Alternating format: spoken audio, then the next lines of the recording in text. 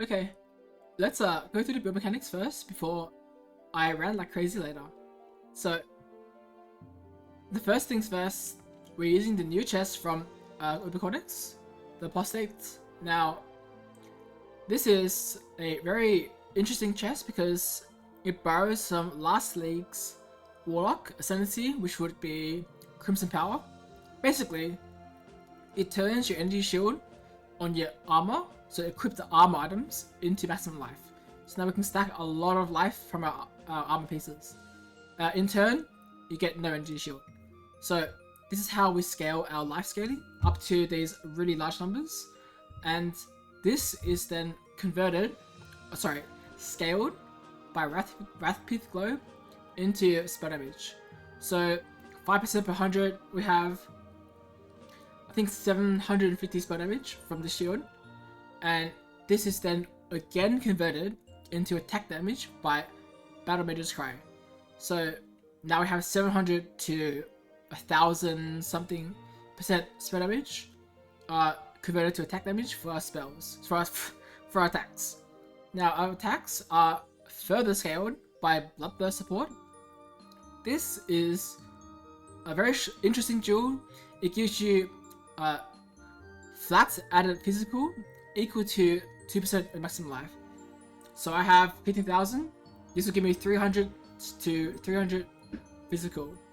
And in addition, we also use other scalers like rage support to give us a bit more physical because it is not quite enough. And we also use Paradoxica to double damage with our attacks. Yes, of course, all melee builds these days are just some sort of this stacking, that stacking, Y stacking, Z stacking, plus Paradoxica. That's just how it is. That's how it is. And so we have all this damage here, and then we use the Adorned. So Adorned gives us our life percent, which you'll find over here, and here, etc. All life. Now, it's going to be very expensive, which I'll go through later, but we also get multiplier on our suffixes, on the jewels, and this gives us a lot of crit multi. So I said a lot, but I only have like 500. I think barely 400. Yeah, barely 400. I should be more later, but I was respecting messing around things. And then our cluster jewels will be Blanketed Snow. So Blanketed Snow is a penetration and not like a reducing. So it's very important that we have penetration and we do not reduce enemy crit res, because Warshock Extremes is a special skill that has a line that says treats monster as early res as inverted. So if they have 50, it's minus 50, but you can still pen on top. So from minus 50, you can pen 10 more to minus 60. So we have 5 of these to minus pen 50 cold res. And the other socket I have is Sadist, and as some of you might know, this is often in my thumbnails because I love this cluster passive. It's so good. What it does is that if you can stack all 3 elemental ailments, you get 60% melee damage per node. So although Cold Wild Strike only does cold damage, we do get a little bit of Fire Lightning because we can craft this on our ring on the prefix. So this will still ignite enemies for 1 fire damage, or shock enemies for 0.1 second. It still works. So we have got 5 of those, which means that's 300% increased damage. Now, you might notice that if I take this off, we can see that our ES is 0, because as mentioned earlier, this ES is all converted to life. So what we do with this is that when we spec this in, we now have our conversion of life into ES. So this is 15% of life converted into ES, and this lets us, with combined with Eldritch Battery, provide the scaling method for our insane cost of energy shield per second on Warshock Extremes, yes, life and ES per second. So this lets us sustain the cost for ES. Now, we have this mod on our shoes, recharge rate, however, actually we don't need it. on PvP, I have far more recovery than what's actually required, and I would recommend that we don't actually use multi-strike, which I'll go through later. And yeah, we take all the life nodes we can. We just scale life in the dawn. That's it on Scion. We take our Pathfinder, sorry, not Pathfinder, Deadeye to get extra projectiles and projectile damage because these are projectiles as well. And Champions is just very strong for a melee build on the Scion. Okay, now that the mechanics is over, let's talk about the build. So you can polish it till it shines, but at the end of the day, it's still a piece of shit. That's how I feel about Wild Extremes. So let's first look at the gem. Let's look at the gem. Cost 29 mana, 29 life, 29 energy shield. So if I didn't have Blood Magic, I would have to pay 86 mana, 160 life, 123 energy shield per attack. Per attack. 1, 2, 3, 4, 5, you know, just every single attack. It's insane. It's insane. So now, when you put up to here, it's 246 life, 123 energy shield. This cost has a huge build limitation to it. So I've adjusted by using the Doryani Timeless Jewel from Glorious Vanity, yeah, and that gives us the ES and the ES recharge with EB to pay for the cost. Now we're still losing a lot of life per second, and so we need regen as well. You know, it's a huge cost and build disabling mechanic. So that's the downside number one. Next downside, well, it doesn't scale very well. So one of the main issues is that when you attack an enemy with Wild Strike, if you hit it with the melee portion, only one hit from the projectiles can deal damage to the enemy. So if I hit one monster, then if 3 projectiles fire out, if one of them hit, that's it, no more damage. They come back, 0 damage. So there is 0 shotgun potential. That's problem number 2. Problem number 3. This skill only activates the frost, you know, the frost wind side things after you hit an enemy. So you have to hit first to deal the AoE screen clear things first. That's problem number 3. Problem number 4. It's very hard to scale. In my opinion, it's very hard to scale. So, although it has decent base damage, there's more drawbacks. So it's a prismatic skill, meaning that if we want to scale cold, because in this game we go, you know, we go all in on one thing. We don't play a build that does half poison, half burn, half bleed. Well, I mean 1/3, 1/3, and then you do like 10% shock, 10% chill, 10% freeze, 10% ignite. We don't do that. We go all in one skill, and that's that. But to get that function out of this skill, we need 2 combat focuses. So, what's wrong with this? Well, there's a lot of things wrong. First, you need to have these specific sockets on the tree, namely these sockets on the class passives where they have lots of attributes nearby, and well, we're paying 2 sockets for essentially up to 30% melee damage. I mean, that's crazy. That's crazy. Yeah, that's crazy. That's crazy. We're paying 2 dual sockets for 30% melee damage. I could instead have, I don't know. Let's have a look at this. So we'll ignore implicits. Let's look at the prefixes. Sorry, explicits. We could have 17% life and 29 multi. Okay. Or one of these ones, the better ones. 17% life and 36 multi in each of the sockets. So that's 34% life and 52% multiplier that I'm giving up for these combat focused jewels. So that's the next problem. And I have a whole list of problems that I can't remember. Now let's go to the cost. The cost of this build is quite high. And by quite high, I mean really high. So let's first start off with the 3 core uniques. That's Nimbus, NTR, Mage Blood, and Adorned. So together, that's already 300 divines. Now, you know, I have these items that I can buy and sell easily. I can do with other builds and so on. So for me, it's not too bad. Not too bad. 300 div, baseline. Then we look at the gear. Because we are scaling life, we need ES gear on our items. So let's quickly go through the items first. This item was a Fractured Underground Suffix. It's quite rare, and some people do go for them, even though most people go for Taura's prefix. It's quite rare, and the max item level is 83, so it's kind of hard to get. So we fractured this.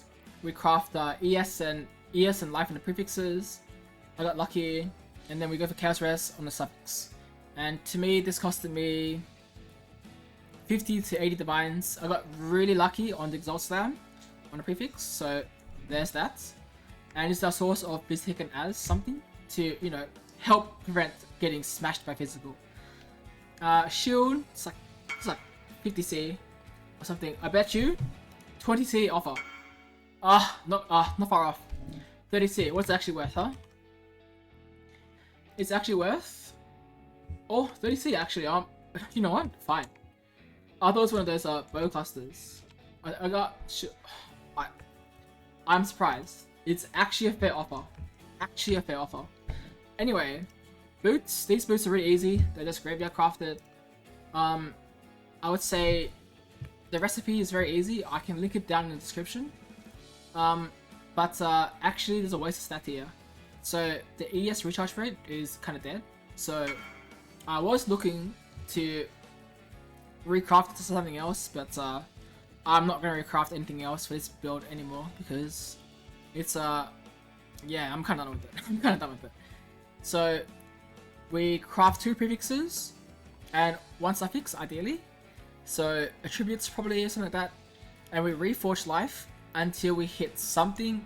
So we just essence life, and then prefixes can be changed, reforge chaos, and you pray for T1. That's it. Gloves is the easiest craft of all time. You just go to Menagerie, have 4 fractures, add defenses, add chaos, minus everything else. Then when you're done, you get 4 fractures. It's really not that hard, honestly. Like seriously, it's not hard. You go here, you get a harvest, and it's reforge attack. You reforge attack, and then you just reforge attack, and we get T1. You exalt int. It's really cheap. So okay, every time. And then moving on with Paradoxica, it's like 20 divines ish. This ring I bought for 8 divines. I bought the base for 8 divines. Yes, this base was 8 divines. Unsold for 5 days. I used essences to get crit multi with accuracy T1, and then I reforged chaos for the suffix, last suffix T1 chaos res, and then I just exalt slam T1 life, and then call it a day. Remove at physical, call it a day. My defiance is I slammed this defiance myself, by the way. Just need a 42% defiance. That's like 20 div less, 15 div these days, and yeah, that's it. And then the rest is gonna be the jewels, and the jewels from these like 5 div, 6 div each, and the most expensive part is the clusters. Sorry, the magic jewels, especially these are like 25 to 35 div each, sometimes 40. And yep, all together I'd say my build including gems like multi-strike, they're about it's pushing 2 mirrors now, almost 2 mirrors, and the power I'm getting from it is not even close, not even close to 2 mirrors. So would I recommend this build? No, I probably would not. Is it fun? Yeah, it's fun at times, but then there are also other times when it's not fun. So there's that. Let me get my fire starter. Swap, swap, swap, swap. Every single time I take it off. So let's go through some mechanics that we can utilize to improve Wild Strike of Extremes. Now earlier on I said that you can only hit the enemy once when you return. However, you actually can use Hydrosphere. So Hydrosphere will proc the blades that come out, and these do not count when I hit Hydrosphere. This doesn't count as me hitting the enemy I want to hit. So all these blades, they can shotgun the enemy. However, from personal experience, I find it quite inconsistent and actually quite hard to get these projectiles to shotgun. And so it's I noticed that it is more damage, but that's even on top of the terrible counter interaction where Hydrosphere applies -10 res, which to us is +20 res. So +20 res. And yeah, it's rough. It's rough. Furthermore, this build is simply unplayable without non-strike skills target 2 additional nearby enemies.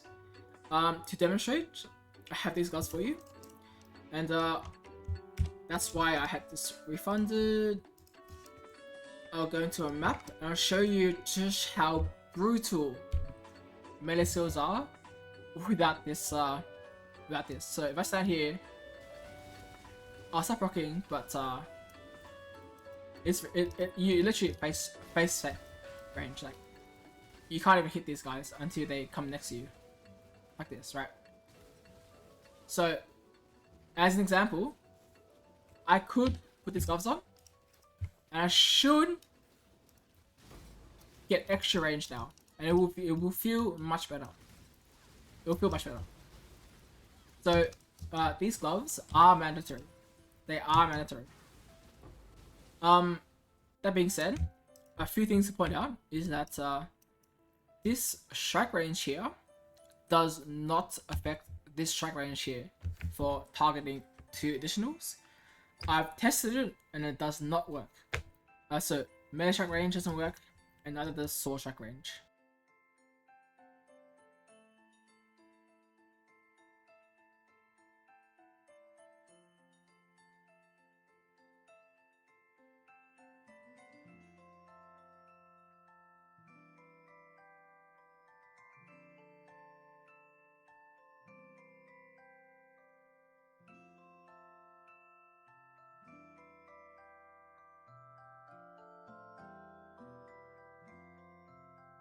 They both don't work.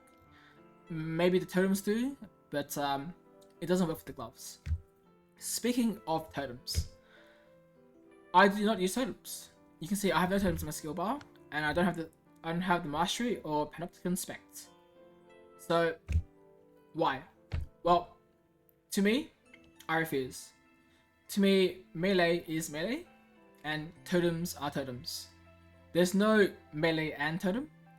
That's not my PoE.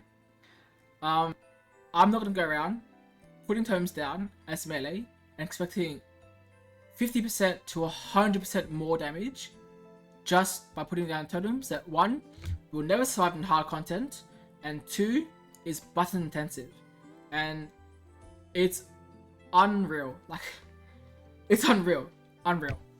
So yes, I don't use totems, although you could, and gain, you know, double the damage that I have, and then maybe it's a good build. You know, maybe it's a good build then. But I'm not gonna do that. So that's a big downside. The next thing I should talk about is Battle Mage Cry. So you could use a weapon swap, but I do not. I have tried weapon swap, but whew, that is not for me. Pressing X, right click X, every 5-6 seconds. Oh, no, I'm not gonna do that. I do not know how one mana left or Connor does that every single league for every single build.